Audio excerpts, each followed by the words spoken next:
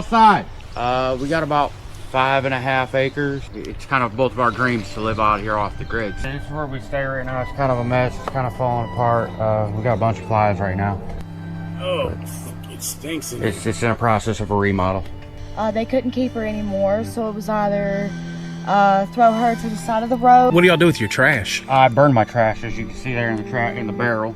Instead of putting the animals back into the ground if they pass away, they go to the same place, and you know, we dispose of them that way. His name's Iceman, but he's got the nickname Immigration. We figured in honor of Trump, we would nickname him Immigration. Now, that's how I took a shower yesterday. Poured 2 bottles of water over my head. So how long have you and your wife been married? We've been together for about 3 years. We're not officially married, but you know, we also don't believe in a piece of paper. We believe in marriage through God, not the piece. Do you have a job? Currently, I'm without my ID and my social. I live in rural America. And if you don't understand what it's like to live in rural America, you can't possibly understand why these people vote Republican, why these people fall for conspiracy theories. Rural America has not one church, but 2 churches on every corner. And in these churches, they anoint hate. They anoint words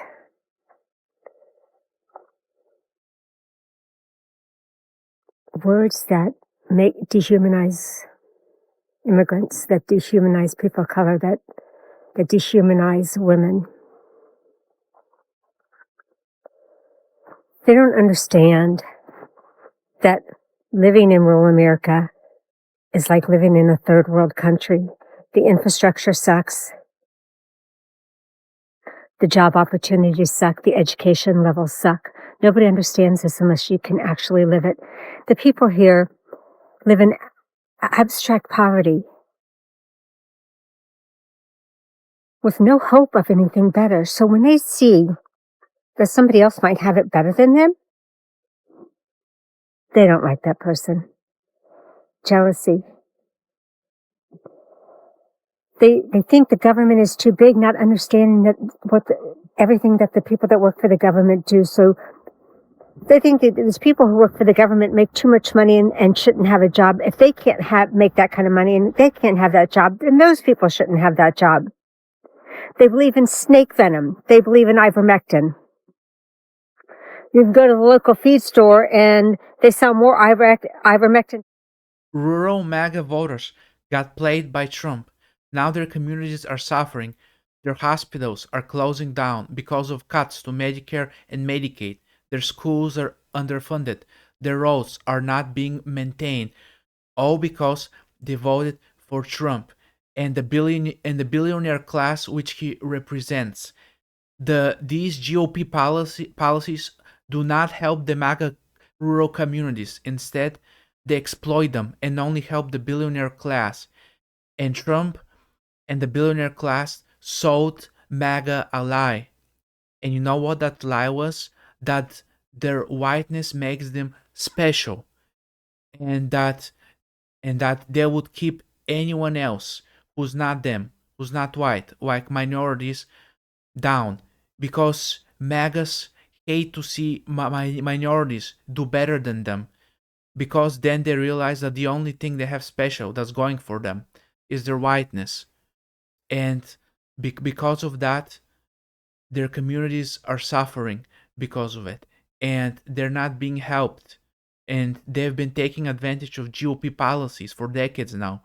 I mean, look at the guy in the first video. He's living in a trailer. And he named his dog Immigration in honor of Trump. Wait, what? Dude, Trump has conned you. He's grifting you. He's exploiting you. He's selling Trump sneakers to you and Trump Bibles and coins and stuff. And you name your dog after him. And your wife is taking a shower by pouring water bottles over her head. But you're still okay with it. What was it worth it to own the libs, to own minorities? I mean, if you're okay with it, I mean, that's fine. But I mean, you seem to be pretty miserable. So instead of uplifting yourself, you want to keep others down. I mean, that's what MAGA does. That's what rural MAGA is all about. It's about keeping others down because they do not have a good salary. They do not have good jobs. Their states are poor. Their living conditions are bad. So the only thing they can do is just to parade around their whiteness and keep others down. So that's really what they're all about. Guys, if you're liking this video, please make sure to like, comment, subscribe, and make sure to hit the notification bell. Your help matters a lot, and thank you so much for watching. All right, you shady motherfucker, listen up and listen good. I voted for you because of your no tax on overtime bill, amongst other things. But here's the deal. I just read your great big beautiful bill, and it's bullshit. This is a bullshit bill, and it doesn't even come close to addressing the people who put you in office, which are the blue-collar workers of America. So, Donnie, I'm going to fucking go the other way with this one. With this one, you dropped the ball. I'm not impressed. I'm not impressed, DJT. This is some fucking bullshit. If you don't fix this, you're going to lose this, bro. And tell your cronies in Congress, if they don't fix this, I guarantee you, 4 years from now, the majority of those seats will not be red. You pulled a lot of goddamn union brothers over to your side. And I appreciate your ideals most of the time. But this time, not so fucking much. Won all the counties in Oklahoma, and Harris won all the counties in Massachusetts. And when you compare these states side by side, you really start to wonder why people aren't voting for Democrats. The all-Trump state of Oklahoma is 44th in education, 49th in healthcare, 44th in quality of life, and dead last 50th in test scores. And when you look at Massachusetts, they are first in education, second in healthcare, first in quality of life, and first in test scores. Kind of hard to argue for Oklahoma here. And it's not just about who they voted for in the election. This is a Republican-run state, and these are the results of that Republican leadership. And this is a state run by Democrats, and those are the results of a state run by Democrats. And if you look at other red states, you'll find the same exact low-quality outcomes you see here. And if you look at other substantially blue states like Massachusetts, you'll see similar outcomes to what you see there, because Democratic policies work and Republican policies don't. Because Republican policies go, I don't want to spend any money on anything, we're just going to hope it all works out. It doesn't. And Democratic places go, we need to spend money on basic infrastructure to support people. And what do you know? That works out. Blue states are a lot better to live in than red states. Why? Because Democratic policies are much better than Republican policies. You know why? Because Democrats, they actually want to help the people. They want to provide social programs and benefits.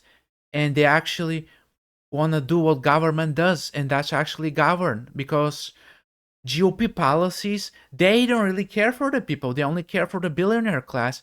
And GOP policies just seeks to cut funding through everything. Just seeks to slash any sort of federal programs. And that leaves red states being poor. And last, I mean, if you look at the chart, out of like all these categories, like education, quality of life, healthcare, red states are on the bottom, blue states are on the top. And you know what's funny? Blue states actually paying a lot more money than red states paying.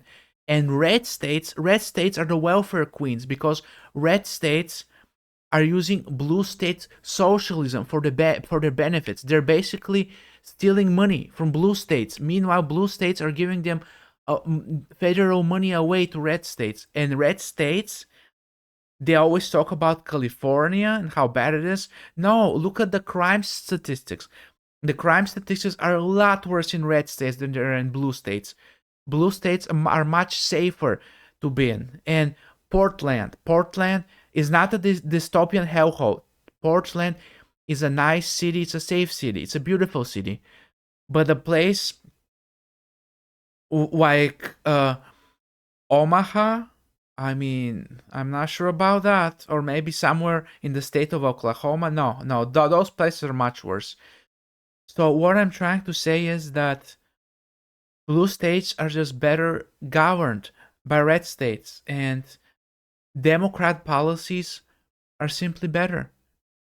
And these MAGAs, they keep voting against themselves. Like the guy in the orange shirts, He's like, oh, why is the big beautiful bill not helping me? That's a lot of bullshit. But it's like, bro, I mean, what were you expecting? The big ugly bill. It's actually the big ugly bill.